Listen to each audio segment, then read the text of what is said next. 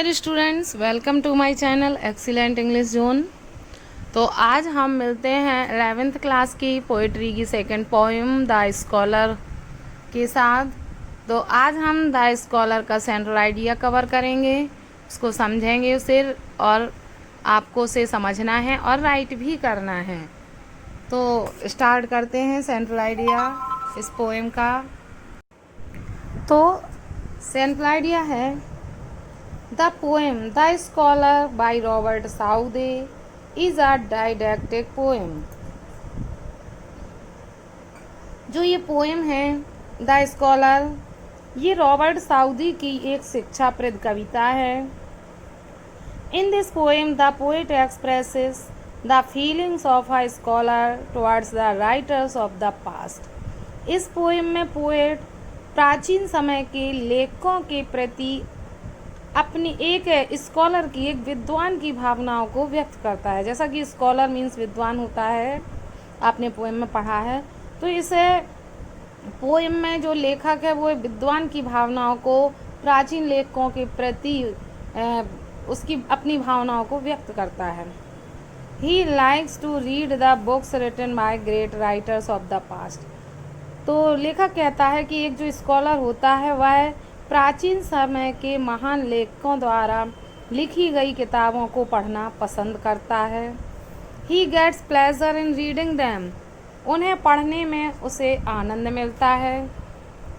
The books are his best friends. किताबें उसकी सबसे अच्छी फ्रेंड्स होती हैं, मित्र होती हैं। They never deceive him. वे उसे कभी धोखा नहीं देती हैं। They give him joy in happiness and console him in trouble। वे उन्हें प्रसन्नता में आनंद प्रदान करती हैं और परेशानी में सांत्वना प्रदान करती हैं। कंसोल होता है सांत्वना। He acquires knowledge through them। जो विद्वान होता है वह उन किताबों से, उनके द्वारा लिखे हुए लेख से ज्ञान प्राप्त करता है। He loves their virtues and hates their evils। वह उनके सद्गुणों से प्रेम करता है और उनकी बुराइयों से घृणा करता है। He wants to join their company after his death। अपनी मृत्यु के बाद वह उन लेखकों की संगति में शामिल होना चाहता है। He hopes that।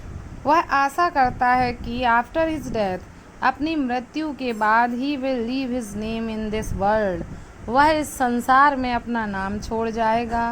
And his name will never be forgotten. और उसका नाम कभी भुलाया नहीं जाएगा। The people will always remember him among the famous writers. लोग उसे हमेशा फेमस राइटर्स के बीच याद करेंगे। His name will be immortal in this world like the scholar of the past। उसका नाम प्राचीन समय के लेखकों के तरह इस संसार में अमर हो जाएगा। तो इस तरह से ये स्कॉलर पोएम की स्कॉलर पोएम का सेंट्रल आइडिया हुआ, जिसे रॉबर्ट साउदी ने लिखा है। तो आई होप आपको समझ में आ गया होगा। बहुत ही इजी लैंग्वेज में है ये। तो इसे सेंट्रल आइडिया को राइट करो और लर्न करो। तो आज ये सेंट्रल आइडिया ही काफ़ी है, कल इसका एक्सप्लेनेशन पढ़ेंगे। तो आज के लिए इतना ही। Thank you.